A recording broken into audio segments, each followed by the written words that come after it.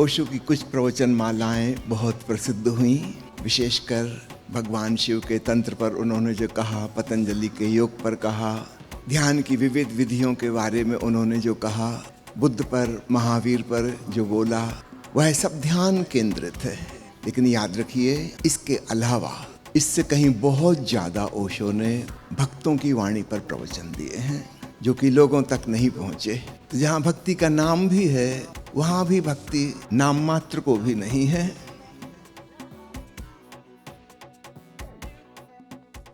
कुछ समय पहले मैं टाइम्स भक्ति में पॉडकास्ट के लिए गया था। पहले बातचीत हो गई थी कि भक्ति के बारे में चर्चा होगी, किंतु जब वहाँ पर इंटरव्यू लिया गया, उसमें भक्ति के बारे में एक भी सवाल नहीं था। तो जहाँ भक्ति का नाम भी है, वहाँ भी भक्ति नाम मात्र को भी नहीं है। आश्चर्य होता है। तो ओशो के अपन सारे साहित्य का हिसाब लगाएं 650 किताबों में से, तो एक तरफ ध्यान वाली आ जाएंगी। इसमें पतंजलि, शिव, बुद्ध, महावीर, जैन, बस। इसके अलावा विराट साहित्य, इससे कम से कम 5-6 गुना अधिक वह भक्तों की वाणी पर है। स्पष्ट है ओशो किस चीज को एम्फेसाइज कर रहे हैं, और विशेषकर हम लोग जो उनके शिष्य हैं। शिष्य कोई कैसे होता है? प्रेम की वजह से होता है, ज्ञान की वजह से कोई शिष्य नहीं होता। ज्ञान की वजह से तो वाद विवाद पैदा होते हैं, मत मतांतर होते हैं, लड़ाई झगड़े खड़े होते हैं। ज्ञान वाले लोग तो दंगा फसाद करते हैं। जो लोग प्रेम से जुड़ते हैं वो शिष्य बनते हैं। जो लोग विचार से प्रभावित होकर आए, वो बौद्धिक बहुत सतही जोड़ उनका बनता है। उनको शिष्य नहीं कहा जा सकता। वो ज़्यादा से ज़्यादा विद्यार्थी होते हैं, कुछ ज्ञान अर्जित करते हैं, उनके भीतर जो ज्ञान भंडार, उसमें थोड़ा और एडिशन हो जाता है, और परिणाम ये होता है पहले जितने कन्फ्यूज्ड थे उससे और ज़्यादा कन्फ्यूज्ड हो जाते हैं, और कुछ नहीं होता। लेकिन जो लोग भाव से जुड़ते हैं, हार्दिक रूप से, वो शिष्य बनते हैं।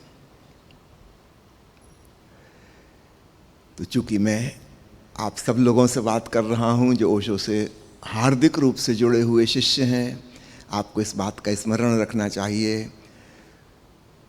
हो सकता है ध्यान हमारा मुख्य मार्ग ना हो। अगर वो मुख्य मार्ग होता तो शायद हम शिष्य ना बनते। याद रखिएगा, ओशो किसी के शिष्य नहीं थे, महावीर किसी के शिष्य नहीं थे। बुद्ध शिष्य बने 99 गुरुओं के, मगर कुछ काम नहीं आया। उनका रास्ता अलग था। पतंजलि के गुरु का कोई नाम नहीं पता, शिव के गुरु का किसी को नाम नहीं पता, इसलिए उनको आदि गुरु कहते हैं। जो ध्यान मार्गी होते हैं, वे स्वयं सत्य की खोज अपने बलबूते पर करते हैं। निश्चित रूप से ऐसे लोग बहुत अच्छे गुरु बनते हैं, क्योंकि वे बहुत भटकते हैं। मुश्किल जन्मों जन्मों में सत्य उपलब्ध होने हो पाता है। जब हो जाता है तो उन्हें बड़ी करुणा आती है, और अन्य लोगों के लिए वे बोधिसत्व करुणा से भरे हुए उपदेश देते हैं। अब जो लोग उनसे जुड़ेंगे, हार्दिक रूप से उनके शिष्य बनेंगे, ये अलग ढंग के लोग होंगे। ये भक्त प्रवृत्ति के लोग होंगे। परसों हम एक प्रवचन सुन रहे थे ना, जिसमें ओशो ने कहा कि गुरु शिष्य के बीच भी ठीक वैसा ही आकर्षण होता है जैसे चुंबक के विपरीत ध्रुवों के बीच, जैसे स्त्री पुरुष के बीच विपरीत का आकर्षण। जो ध्यान मार्गी वाले हैं वे ओशो के पास नहीं टिकेंगे, कृष्णमूर्ति के पास नहीं टिकेंगे। जो टिकेंगे वो इमोशनल सेंटिमेंटल, भावुक किस्म के लोग हैं। कई बार लोग मुझसे पूछते हैं, इतने साल हो गए हमें ध्यान करते करते, ध्यान लगता नहीं है, क्या करें? कि आपको ध्यान लगाने की जरूरत ही नहीं है। भक्ति मार्ग में डूबो।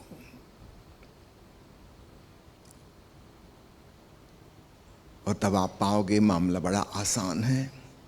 जब तक ओशो स्वयं ध्यान शिविर लेते थे, उसमें कीर्तन का अर्थात भक्ति के साधन का बड़ा महत्व था। आपने प्रवचन सुने होंगे 1973 तक के प्रवचन, जिसमें ओशो अंत में हमेशा कहते हैं 5 मिनट रुकें, कीर्तन में डूबें। गीता दर्शन के सारे प्रवचनों में आप सुनेंगे, महावीर वाणी के सारे प्रवचनों में सुनेंगे, ताओ उपनिषद के सारे प्रवचनों में सुनेंगे, ओशो अंत में कहते हैं कीर्तन में डूबें। जो मैंने समझाया है उससे ज़्यादा महत्वपूर्ण ये है, भाव से भरो, संवेदनशील बनो, अस्तित्व के प्रति प्रेम भाव तुम्हारे हृदय में जागे। बहुत एम्फेसिस थी। और कैंप जब होता था उसमें तो एक पूरा सेशन ही कीर्तन का होता था। सुबह डायनेमिक मेडिटेशन होता था, रात को त्राटक ध्यान होता था, और दोपहर को कीर्तन ध्यान होता था। और कीर्तन के बाद मौन में डूबते थे।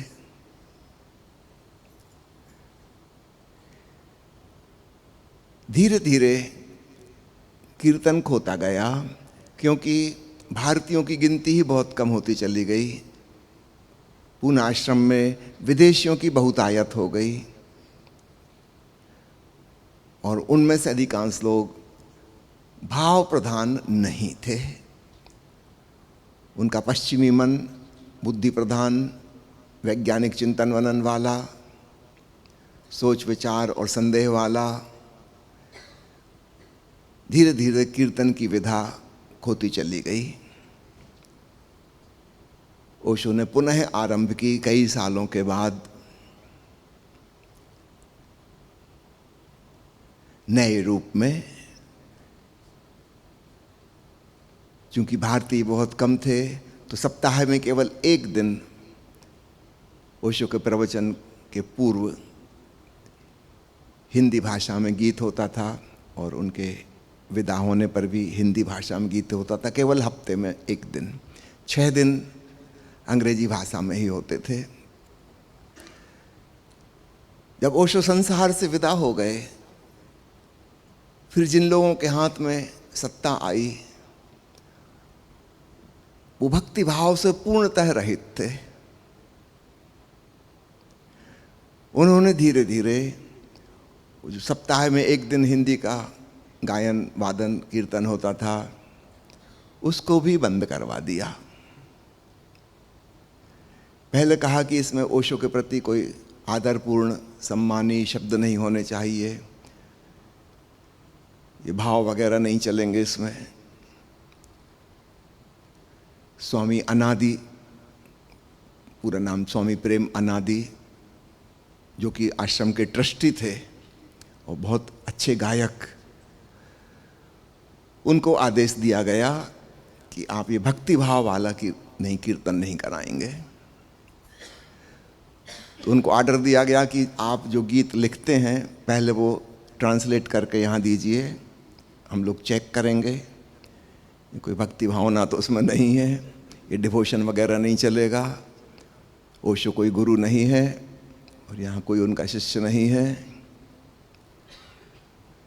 तो फिर उसने उस ढंग के गीत लिखना शुरू किए जिसमें कहीं श्रद्धा समर्पण की बात ही ना हो।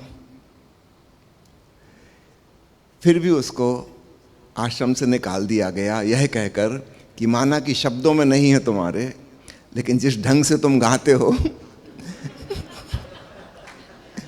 उस स्टाइल में श्रद्धा और समर्पण झलकता है, और ये हमको बिल्कुल पसंद नहीं।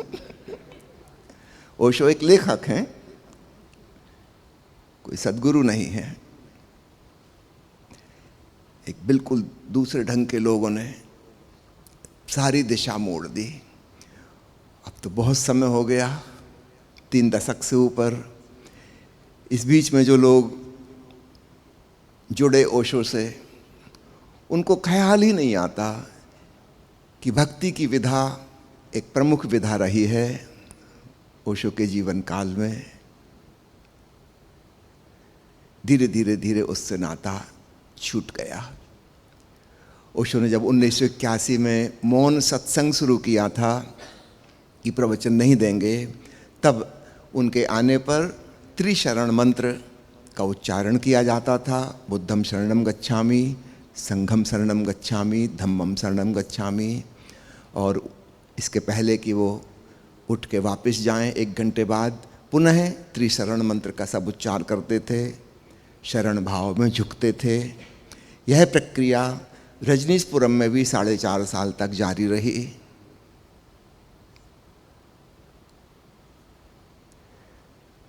शरण भाव, भक्ति भाव अत्यंत महत्वपूर्ण है। इसके बिना कोई जोड़ नहीं बनता। लेकिन मैं देखता हूँ बहुत से आधुनिक सन्यासी इसके सख्त खिलाफ हैं।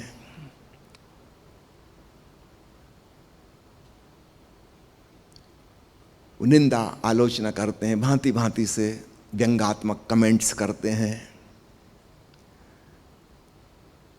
कोई भक्ति भाव में डूब रहा है, कि कीर्तन कर रहा है, कि आरती कर रहा है, वो लोग नाराज होते हैं कि ये क्या नौटंकी कर रहे हो सकता है नौटंकी हो, अगर उसके भीतर भावना नहीं है तो। कोई चीज कर्मकांड तब बन जाती है जब वो ऊपर ऊपर का दिखावा हो और भीतर कोई हृदय उसमें नहीं धड़क रहा। लेकिन ये आप बाहर से देख के तय नहीं कर सकते कि क्या वास्तव में गौड़ी भक्ति है और क्या थोथा कर्मकांड है। ये तो वह व्यक्ति ही जानता है, तो उसकी बात वो जाने। दूसरों को इस पे कमेंट करने की क्या जरूरत है। आपको नहीं लगता भक्ति का मार्ग अच्छा, आप मत करो। लेकिन इसका ये मतलब नहीं तो भक्त गलत होगा सारे। फिर तो ओशो का 75% साहित्य गलत हो गया। 75%।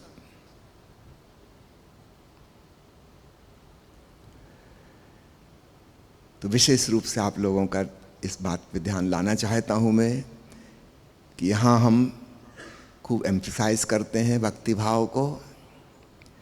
ओशो कीर्तन संध्या को थोड़ा नया रूप दिया है हमने, भाव प्रधान रूप।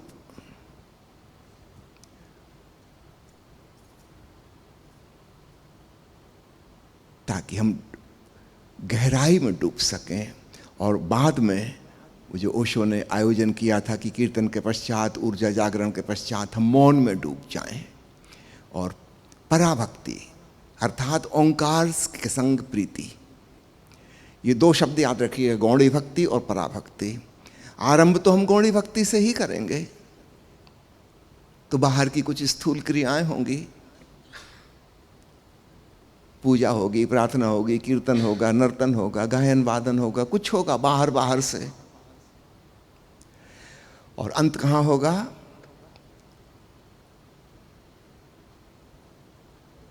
ओंकार के प्रेम में भावपूर्ण डुबकी, ऐसी लौलीनता कि एकात्मीयता सद जाए, हम एक हो जाएं। गौड़ी भक्ति में तो द्वैत रहेगा। हम ओशो के प्रति श्रद्धा में डूब रहे हैं तो निश्चित रूप से द्वंद्व है, द्वैत है। गुरु गुरु है, शिष्य शिष्य है। लेकिन फिर हम एक ऐसी जगह पहुंच जाते हैं गौड़ी भक्ति के माध्यम से जहां सब भेद मिट जाता है भक्त और भगवान के बीच का। एक ओंकार सतनाम, बस वही लक्ष्य है। ध्यानी भी वहां पहुंचता है, लेकिन जिसको वह मार्ग सुगम है उसके लिए है वह। जिन मित्रों को लगता है कि हमें ध्यान नहीं होता, कृपया ध्यान की प्रक्रिया आप मत करें, परेशान ना हो। और मेरा ओपिनियन अगर आप पूछें तो मैं कहूँगा कि ध्यान कभी भी एक विराट आंदोलन नहीं बन सकता इस जगत में। वो इक्के दुक्के थोड़े से ही लोग होते हैं लाखों करोड़ों में एक, जो ध्यानस्थ होंगे, जो मन से पूरी तरह थक चुके हैं,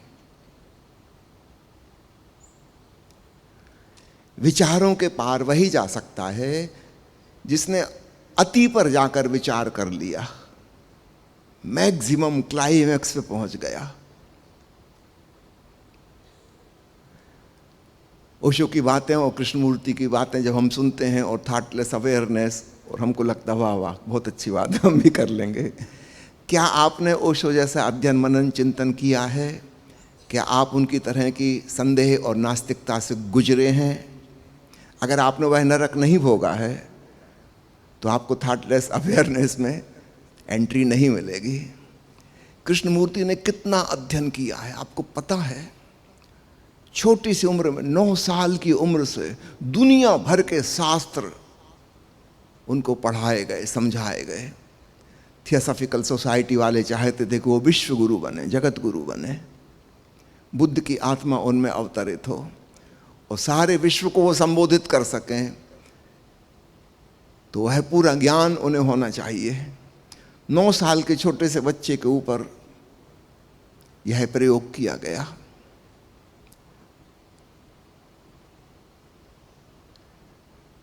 बाकी सब चीजें छोड़ दी गई, सिर्फ एक ही काम करना है। दुनिया में जितना भी ज्ञान है अध्यात्म के क्षेत्र का, वह पूरा एब्जॉर्ब कर लो। वह बच्चा एक ही काम में लगा रहा।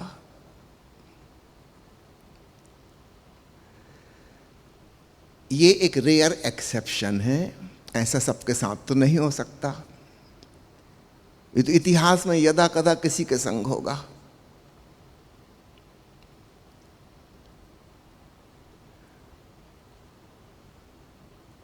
तो उनकी बात सुनकर हम सोचें कि हम निर्विचार जागरूकता वाले ध्यान में डूब जाएंगे तो हम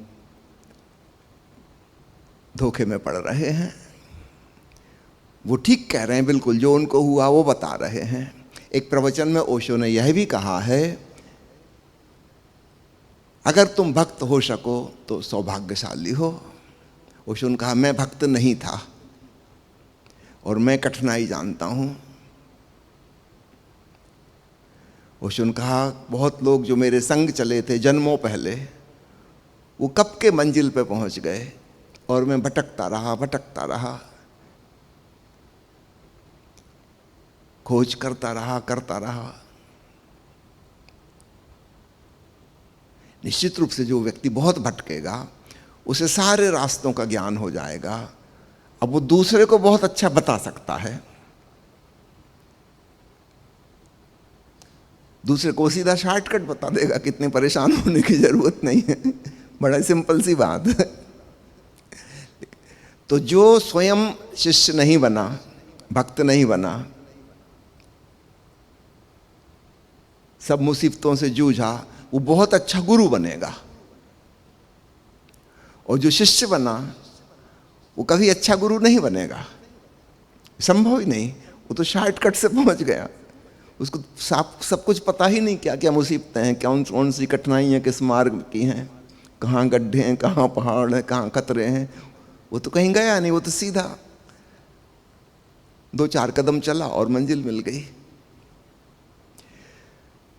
तो जो सुगम मार्ग से, भक्ति मार्ग से पहुंच जाते हैं वो अच्छे गुरु नहीं बन सकते। जो खूब भटक के पहुंचते हैं, जो खुद कभी अच्छे शिष्य नहीं बने ही नहीं शिष्य, वो बहुत अच्छे गुरु बनते हैं। तो अध्यात्म के इस विरोधाभास को भी खूब अच्छे से समझना। निश्चित रूप से बुद्ध बहुत अच्छे गुरु थे, महावीर बहुत अच्छे गुरु थे, पतंजलि बहुत अच्छे गुरु थे, शिव बहुत अच्छे गुरु थे, पर याद रखना ये किसी के शिष्य नहीं थे। इन्होंने भारी मुसीबतें झेली हैं, जन्मों।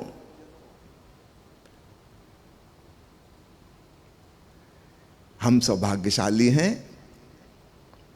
हमें भक्त होने का मौका मिला है और हम हृदयपूर्वक ओशो से जुड़ पाए हैं। हमारे लिए मार्ग बहुत सुगम है, बहुत सरल है। अभी पीछे मेरे एक पॉडकास्ट एक महिला ले रही थी, उसने पूछा कि आपका एनलाइटनमेंट कब हुआ? मैंने कहा कभी नहीं हुआ। कब होगा? मैंने कहा कभी नहीं होगा। यह शब्द ही भक्तों के जीवन में नहीं आता। आप गलत सवाल पूछ रही हैं। यह ध्यानियों के मार्ग पर घटना घटती है।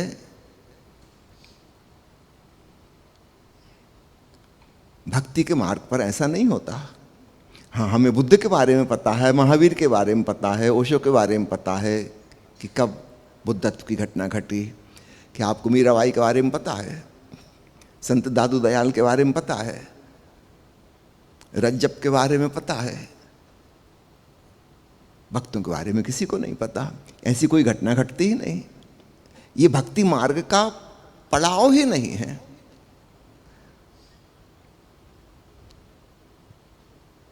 जैसे कोई पूछे कि आपका यान, आपका जहाज बादलों के ऊपर कब उठा? कहेंगे भाई हम पानी के जहाज से जा रहे हैं, यहां ऐसी कोई चीज आती ही नहीं। ये दूसरा साधन है, ये अलग साधना है।